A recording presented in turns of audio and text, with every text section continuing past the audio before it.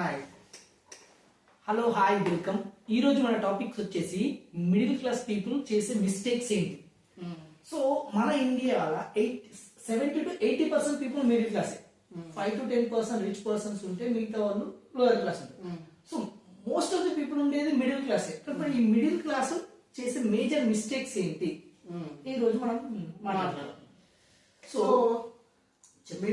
Middle class యొక్క main problem ఏంటి అని అంటే వాళ్ళు అటు రిచ్ లాగా బతకాలనుకుంటారు కానీ బతకలేరు, ఈ పూర్ లాగా బతకాలనుకోరు కానీ అటు వెళ్ళడానికి కూడా ఇష్టపడాలి అన్నమాట. అవును, మోస్ట్ ఆఫ్ ది పీపుల్ అసలు ఎందుకు వీళ్ళు చేసే మెయిన్ మిస్టేక్ ఏంటంటే వీళ్ళకి ఫైనాన్షియల్ మేనేజ్మెంట్ ఉండదు. అంటే మోస్ట్ ఆఫ్ ది పీపుల్ ఏం చేస్తారంటే ఈ రోజు వెళ్ళింది అప్పుడు మనకు శాలరీ వచ్చింది, శాలరీ వస్తే వీళ్ళు మెయిన్ ఏంది, సో రిచ్ ఉన్న ప్రతి ఒక్కరికి మిడిల్ క్లాస్ అంతా హైక్ పోవాలని ఒక థాట్ ఉంటుంది. నాకు కార్ ఉండాలి, ఇల్లు ఉండాలి, నా ఇంట్లో అన్ని ఫెసిలిటీస్ ఉండాలి, ఒక థాట్ ఉంటుంది.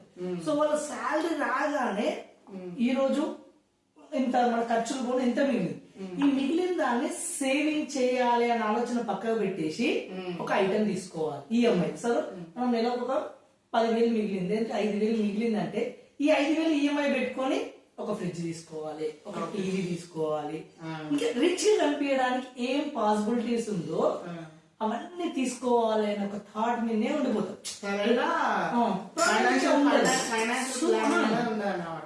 ఇది ఒకటి. రెండోది ఏంటంటే వాళ్ళు ఇప్పుడు నువ్వు హెల్త్ ఇన్సూరెన్స్ తీసుకోవాలన్నాం అనుకో, ఎందుకు మనకు అవసరం లేదు, అందరు మంచిగా ఉన్నాం. ఇప్పుడు సపోజ్ మనం తీసుకున్నాం హెల్త్ ఇన్సూరెన్స్, మనకి ఏం కాకపోతే డబ్బులు వేస్ట్ అయిపోతాయి కదా అని ఒక ఫీలింగ్ ఉంటది.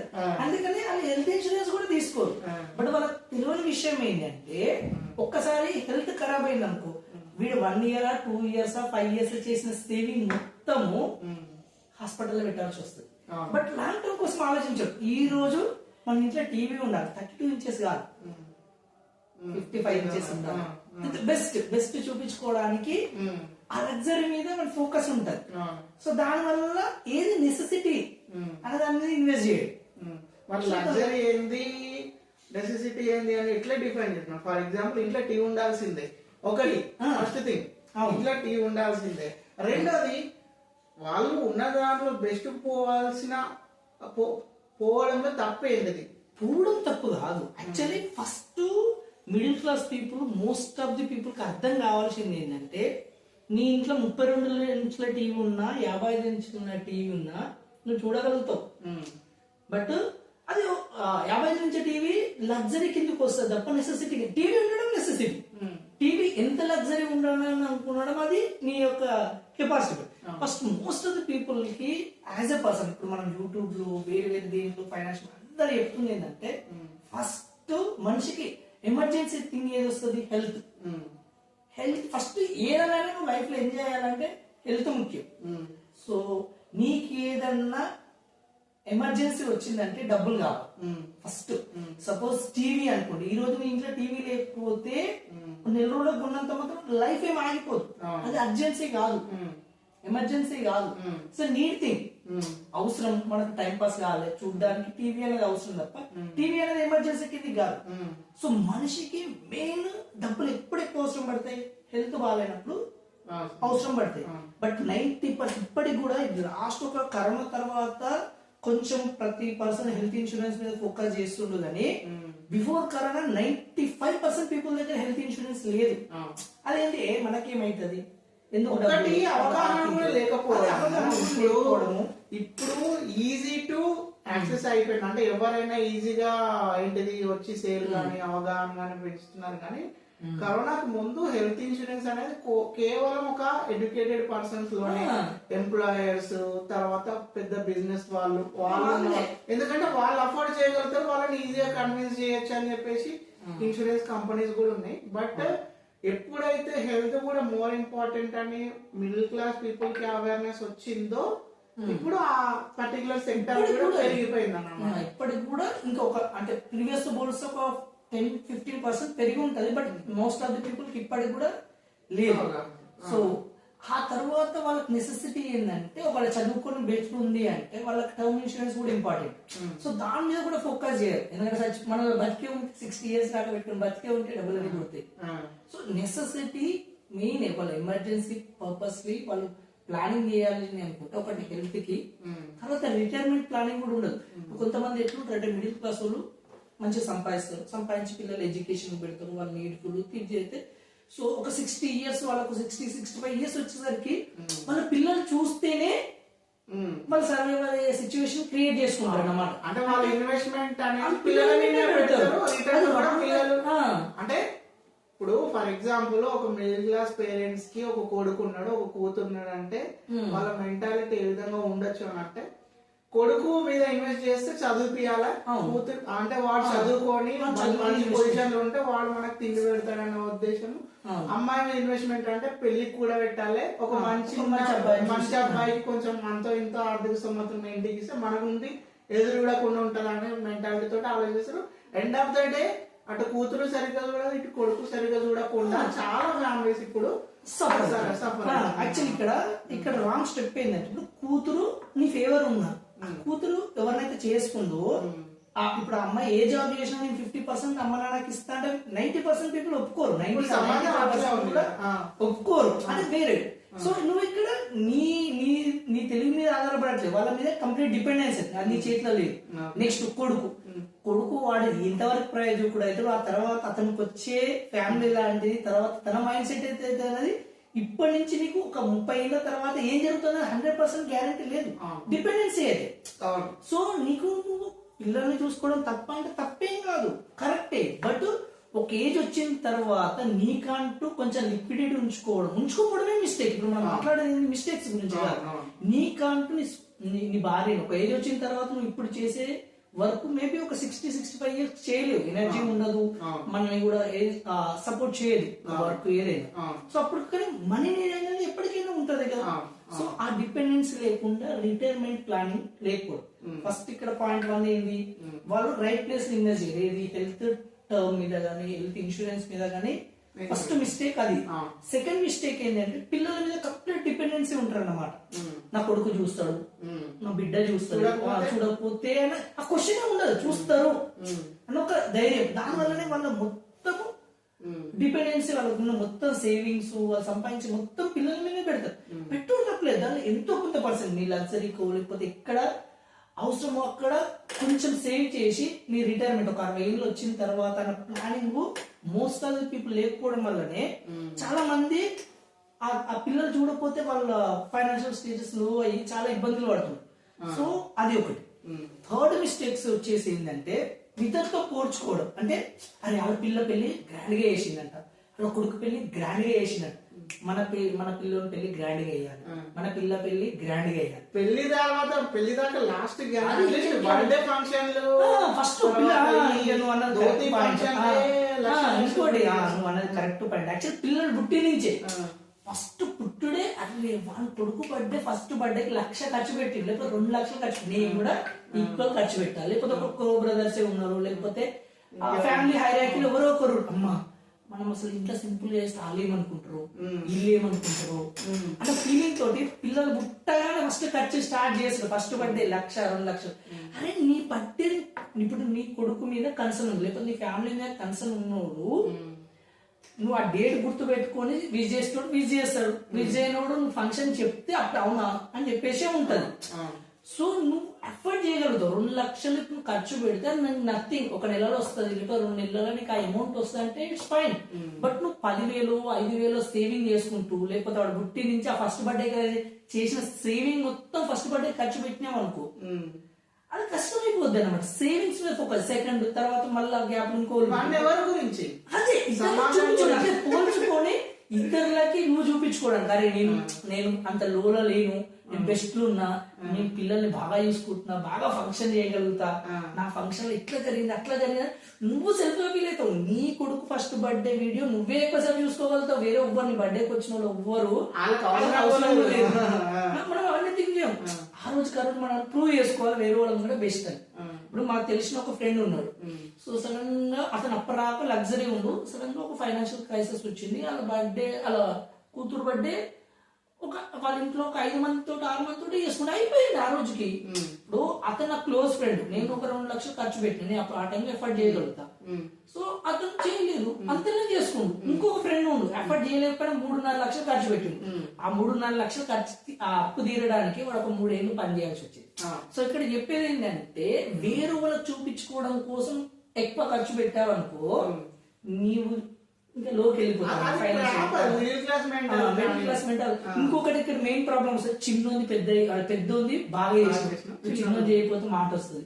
సో ఎట్లా అప్పు చేసి వేయాలి ఈ క్షణంలో నువ్వు అప్పు చేసి వేయకపోతే ఎవ్వరు ఏం ఫీల్ కాదు. ఫస్ట్ నువ్వు ఫీల్ అవుతావు. మిడిల్ క్లాస్ వాళ్ళు ఏం ఫీల్ అవుతారు, వాళ్ళు ఏమనుకుంటారో వీళ్ళు ఏమను, వాళ్ళ క్వశ్చన్ మనమే వేసుకొని వాళ్ళ ఆన్సర్ మనమే వేసుకొని మనం ఫీల్ అయిపోతుంటాం. అది ఎవరి గురించి పెద్ద పట్టించుకోరు. ఎవరు లైఫ్ లో బిజీ ఉన్నారు, వాళ్ళ ఇంట్లో వాళ్ళ కష్టాలు, వాళ్ళ ప్రాబ్లమ్స్, వాళ్ళ టెన్షన్స్ వాళ్ళకు ఉండే. నువ్వు కొడుకు బర్త్డే పెద్ద చేస్తేంది చేస్తే ఫంక్షన్ కోసం వాళ్ళు కూడా గిఫ్ట్ తేవాలి, వాళ్ళు టైం స్పెండ్ చేయాలి, చిన్న చేసింది బెటర్ అనుకునేటోళ్ళు కూడా ఉంటారు లోపల. ఇంకా మీరు కొంతమంది, నాట్ ఆల్, కొంతమంది. సో నువ్వు వాళ్ళు ఏదో అనుకుంటారు అని చెప్పేసి అప్పు చేసి ఫంక్షన్లు పెద్ద చేస్తారు. ఆ తర్వాత మనం ఏదైనా ఫైనాన్షియల్ క్రైసిస్ రాగానే నువ్వు ఈ అప్పులకి బయటపడడానికి ఇంకేం చేయాలనేది పక్క వదిలేసి, కొంతమంది నేను చూసిన దగ్గర నుంచి వాళ్ళు ఏం చేస్తారు, ఈ దేవుళ్ళకని ఇంకేమో అమ్మవారికి అని చెప్పేసి మళ్ళీ అప్పు చేసి ఫైనాన్షియల్ క్రైసిస్ నుంచి వెళ్ళాలనుకుంటారు. అది కూడా నువ్వు దేవునికి చేయి పండుగ, దేవుని మొక్కడమో పూజించడమో తప్పు కాదు. దానికోసం కూడా ఉల్టా అప్పు చేసి ఫైనాన్స్ లోకి బయటికి వెళ్తా అంటే జరగదు. అర్థమైందా? సో ఫస్ట్ వేరే వాళ్ళతో పోల్చుకొని నీ ఆర్థిక స్తోమత ఆ కెపాసిటీ లేకుండా ఎవరి ముంగట్లో నువ్వు ప్రూవ్ చేయాలనుకుంటే ఫస్ట్ లాస్ అయ్యేది. Most of the people financial crisis పోవడానికి ఒకే ఒక రీజన్, వన్ ఆఫ్ ది, అదే మిగతా పాయింట్స్ కంపేర్ చేస్తే one of the most main point ఏదైనా ఉందంటే కంపేర్ చేసి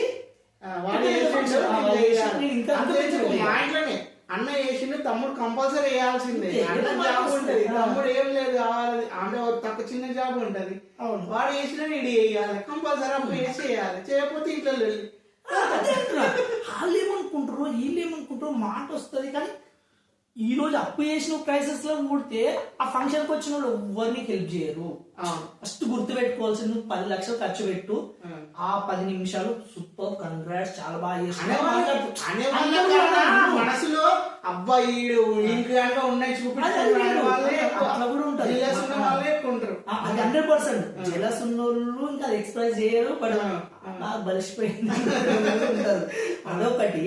రెండో లోకల్ మీది వాటర్ కైనా కూడా అప్రిషియేషన్ బాగా చేసిన తెల్లారి మన పనులు బిజీ ఉంటాడు. నీ దాని గురించి రైట్ పాయింట్స్ నువ్వు ఎంత చేస్తుంటే ఆయనకి పోయిందా ఈ 10 లక్షలు 5 లక్షలు 2 లక్షలు వాట్ ఎవర్ నువ్వు వేరే వాళ్ళతో కంపారిజన్ కోసం కావచ్చు, వేరే వాళ్ళకి చూపించడం కోసం పెడితే అప్పు ఏర్పడానికి ఒకవేళ నీకు వేరే సిచ్యువేషన్ లో ఇంకో క్రైసిస్ కూడా నీ రెగ్యులర్ ఇన్కమ్ మిస్ అయింది, ఇంకేదైనా అయింది, ఈ అప్పు తీర్పడానికి నీకు ఎవ్వడే. అర్థమైందా? ఉండిపోను మొన్న 10 లక్షలు ఇచ్చినావుగా నాకు మంచి అనిపించింది, 2 లక్షలు ఇస్తా, 1 లక్ష ఇస్తా, 50 ఇవ్వడం. సో ఫస్ట్ ఆ కంపారిజన్ మెంటాలిటీ అనేది పక్క పెట్టాలి. నీకు ఆ కెపాసిటీ ఉంటే ఇట్స్ ఫైన్. ఆ కెపాసిటీ కూడా ఎట్లా, అది పోతే నథింగ్ అనంత కెపాసిటీ ఉన్న డబ్బులే ఖర్చు పెట్టాలి, అంతేగాని కంపారిజన్ లో పోదు. తర్వాత ఇప్పుడు అందరు పిల్లలు చదువు కాదు, ఇప్పుడు ఇంకా బెస్ట్, ఇంకా మిడిల్ క్లాస్ పెద్ద ట్రాప్ హౌస్ ఈఎంఐ. అదే వాళ్ళకి ఇల్లు తీసుకుంటారు, వాళ్ళు తీసుకున్నారు, నా ఫ్రెండ్ తీసుకున్నారు, నా బ్యాచ్ లో ఉన్న వాళ్ళందరూ ఇల్లు తీసుకున్నారు, నేను కూడా ఇల్లు తీసుకోవాలి. వాళ్ళు 30 లక్షలు పెట్టి, ఒకటి 50 లక్షలు పెట్టి, నాకేం తక్కువ, నాకు కూడా 1 లక్ష రూపాయలు జీతం వస్తుంది, నాకు కూడా 1 లక్ష రూపాయలు జీతం వస్తుంది. నేను 70,000 80,000 లోన్ కట్టి 1.5 కోటి లోన్ తీసుకుంటా, అది ఇల్లు తీసుకుంటా, 70,000 మొత్తం ఈఎంఐకే కట్టేస్తా, నెక్స్ట్ ఈఎంఐకి అప్పు చేస్తా. ఇట్లా 90% of the middle class, 90% of the middle class ఖచ్చితంగా హోమ్ లోన్, ఇల్లు అంటే హోమ్ లోనే.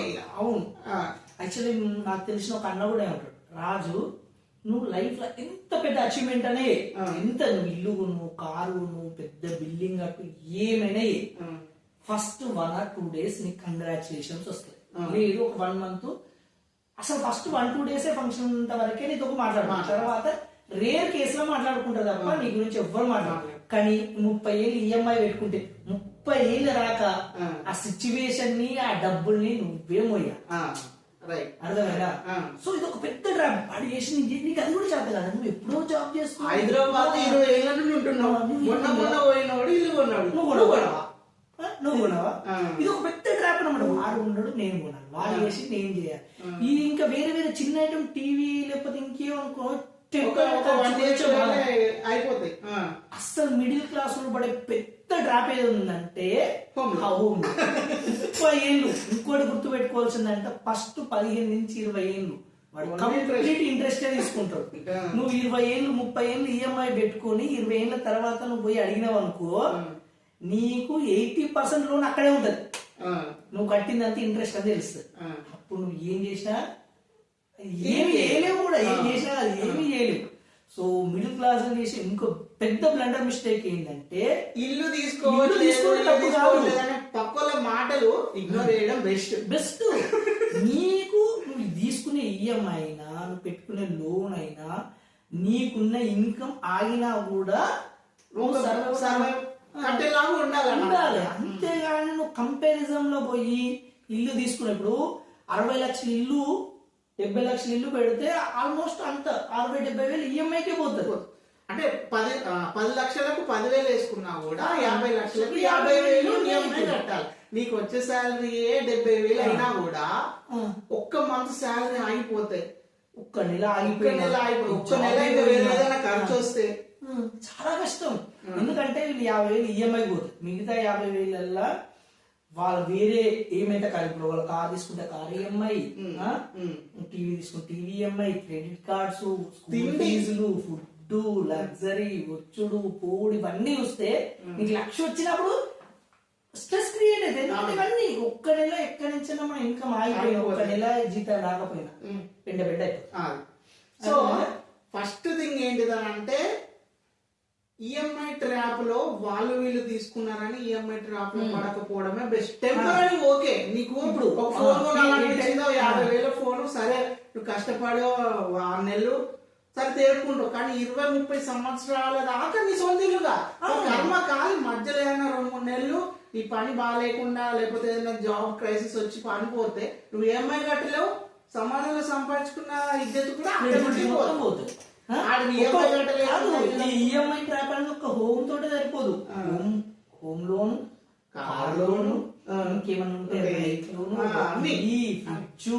అంటే ఇప్పుడు ఈ సాఫ్ట్వేర్ మిడిల్ క్లాస్ వల్ల సెటిల్ అంటే సాఫ్ట్వేర్ అనుకుంటారు. ఈ సాఫ్ట్వేర్ వాళ్ళు కొంతమంది ఏం చేస్తారు, ఈ ట్యాక్స్ డిడక్షన్ బట్టాయించడం కోసం వాళ్ళు లోన్స్ క్వాంటిటీ పెట్టుకుంటారు. బట్ అదే సో వాళ్ళకి ఇల్లు తర్వాత కారు మ్యాండేటరీ, తప్ప అంటే తప్పేం కాదు. కానీ ఇల్లు నీ ఎఫర్టబిలిటీకి మించి లగ్జరీ చూపించుకోవాలనే కేసులో నువ్వు ఎప్పుడైతే ఈఎంఐ ట్రాప్ లో పోతామో లైఫ్ కొలాప్స్. 30 ఏళ్ళ రాక నువ్వు కొత్తది ఏమి తింగేలు.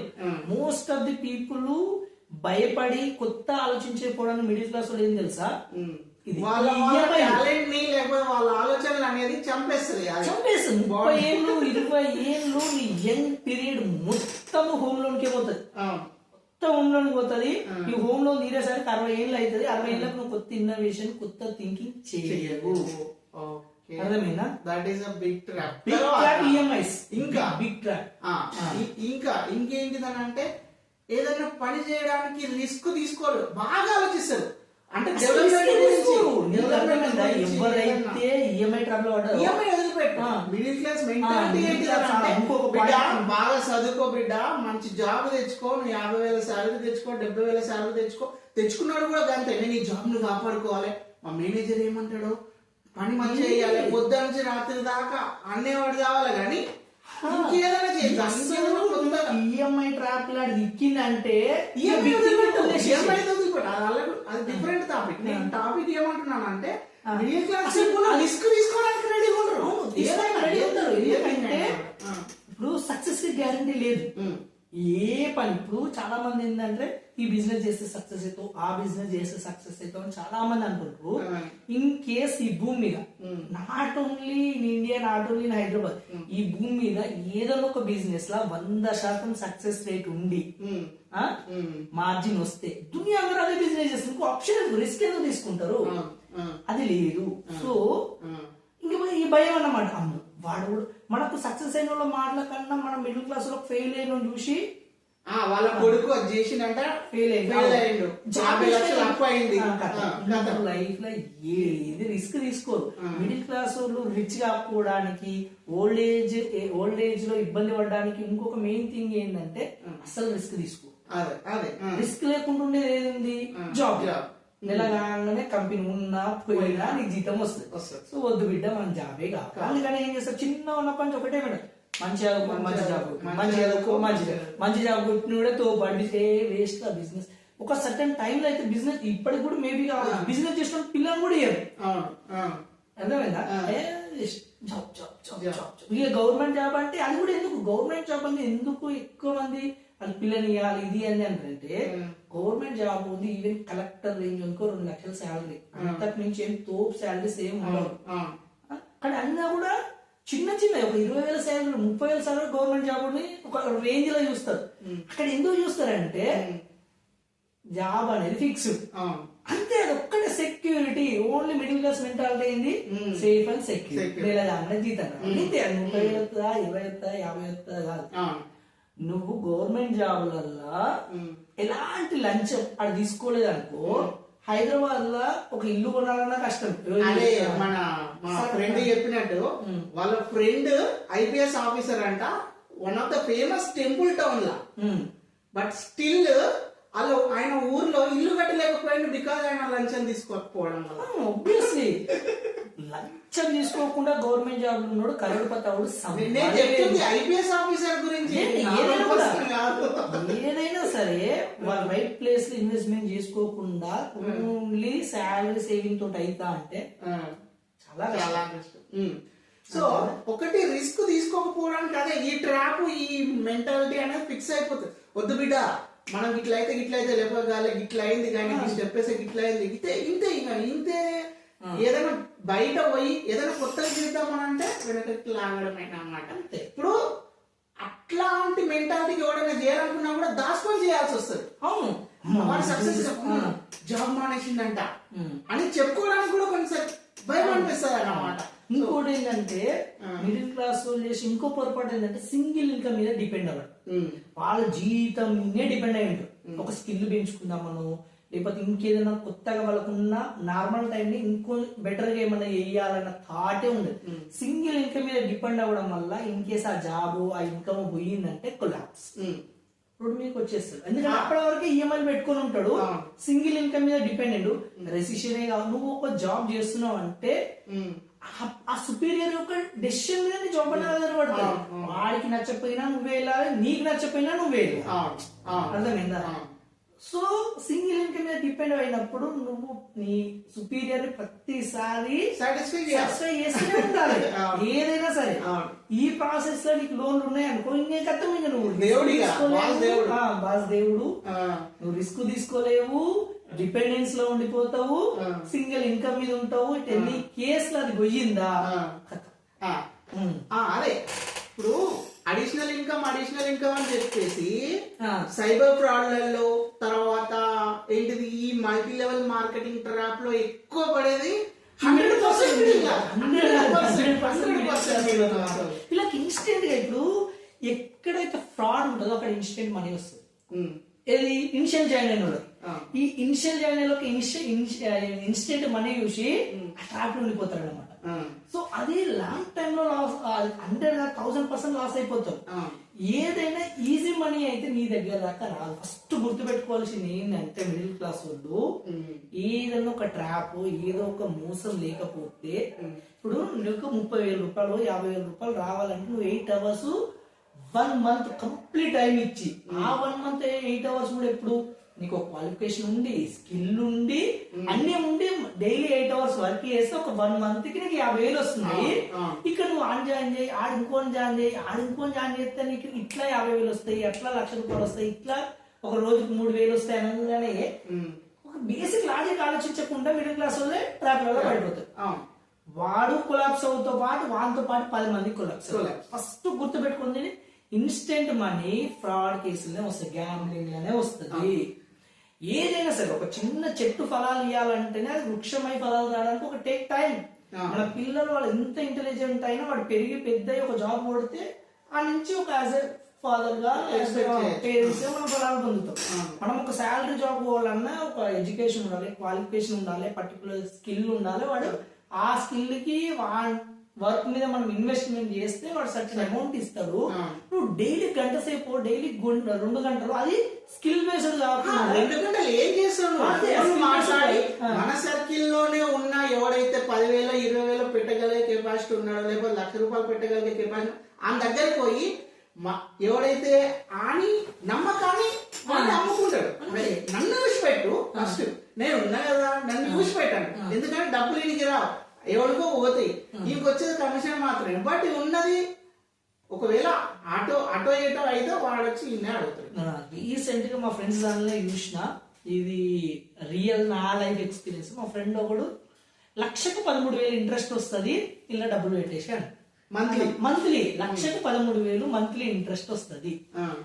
అది బేసిక్ అంటే ఫస్ట్ ఒక కొంచెం డౌట్ఫుల్ ఉండే, ఆను పెట్టి ఇల్లు పెట్టి ఆనికి నెలకే 13 లక్షలు వస్తున్నాయి, ఇంక 20 లక్షలు వస్తున్నాయి, కానీ ఇంట్రెస్టే నువ్వు 2 లక్షలు పెట్టు, నెలకి 26,000 ఇంట్రెస్ట్. బేసిక్ ఆలోచిస్తలే అసలు 26,000 ఇంట్రెస్ట్ ఎట్లా పాసిబుల్ అవుతుంది నెలకి? అది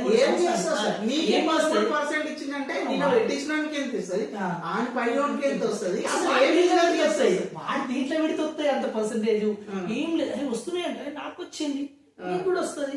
1 నెల 2 నెలలు ఇస్తారు, తర్వాత ఈ డబ్బులు ఆ డబ్బులు నువ్వు చేర్పించిన డబ్బులు ఒక దగ్గర 1 crore, ఒక దగ్గర 3 crore రూపీస్ లాస్. ఒకళ్ళైతే వాళ్ళ బిడ్డ పెళ్లి కోసం చేసుకున్న సేవింగ్ మొత్తము ఈ చైన్ మార్కెటింగ్ లో పెట్టేసి పోయి.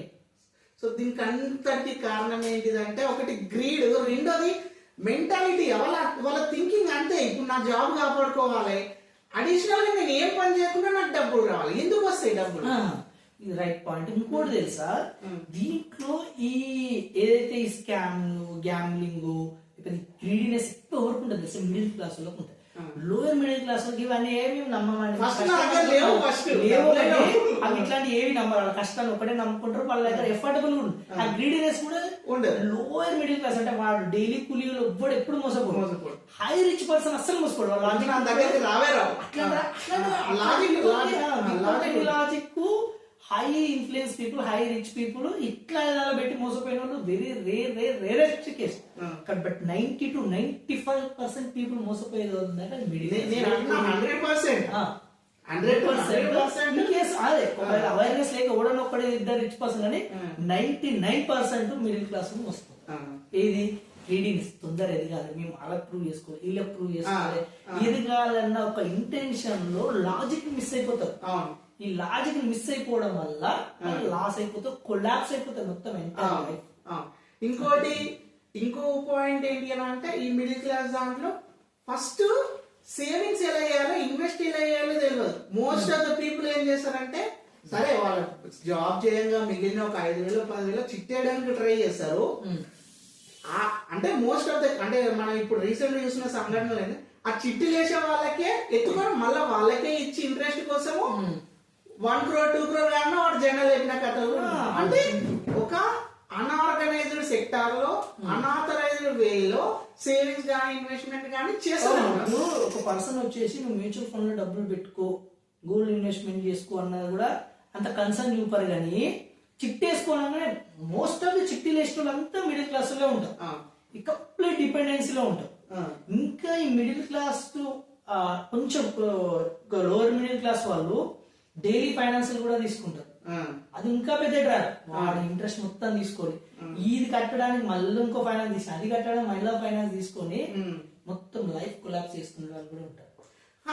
డైలీ ఫైనాన్స్ చిట్టీలు కూడా ఫర్ ఎగ్జాంపుల్ నువ్వు 20 నెలలు 5,000 కట్టి ఒక ₹1,00,000 చిట్టి అయిన తర్వాత అది తీసుకొని నువ్వు ఇంకెక్కడ ఇన్వెస్ట్ చేసుకోవాలి కానీ మళ్ళీ అతనికే ఇంట్రెస్ట్ ఇవ్వడము దాని వల్ల ఇప్పుడు మనం చాలా సంఘటనలు ఒక్కొక్కడు 5 కోట్లు ముంచిండు ఒక్కొక్కడు 10 కోట్లు ఇంకెక్కువ ఎక్కడ మోసం జరుగుతుంది తెలుసు ఆ చిట్టీలలో కూడా గ్రీడీనెస్ ఏది నీకే 1% ఇంట్రెస్ట్ తీసుకుని 5% 2% 3% అనగానే డబ్బులన్నీ తీసుకుపోయి వాళ్ళ చేతిలో పెట్టేసి అది కూడా 2 నెలలు 3 నెలలు లేకపోతే ఫస్ట్ జాయిన్ అనుకో 1 ఇయర్ తర్వాత నువ్వు ఒక్కని వల్ల నువ్వు ఒక 20 మందిని ఇన్ఫ్లుయెన్స్ చేస్తే వాళ్ళ డబ్బులు నీ డబ్బులు అన్ని పోయి